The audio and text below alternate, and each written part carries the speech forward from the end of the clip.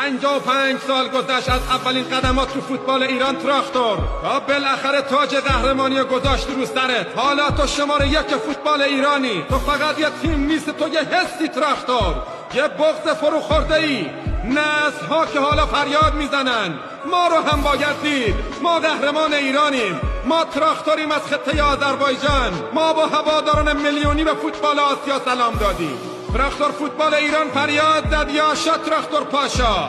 حالا آسیا باید زمزمه کنه شعارت رو و پرچمت که هرگز نخواهد افتاد. قرمز بی همتای خطه آذربایجان، نفست گرمه و پشتت گرمتر به داشتن عاشقان میلیونیت که فصل بعد در لیگ نخبگان آسیا این لشکر الاهلی و فوتبال غرب آسیا و شرق آسیا در برابر عظمت تو سر تعظیم فرود خواهند آورد.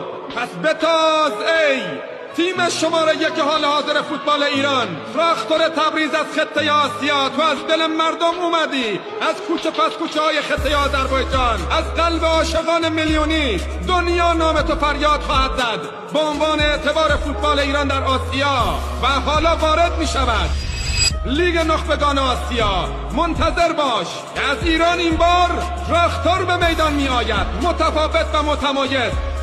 آذربایجان وارولسون، اونایی که دوستش دارن ساقلسون.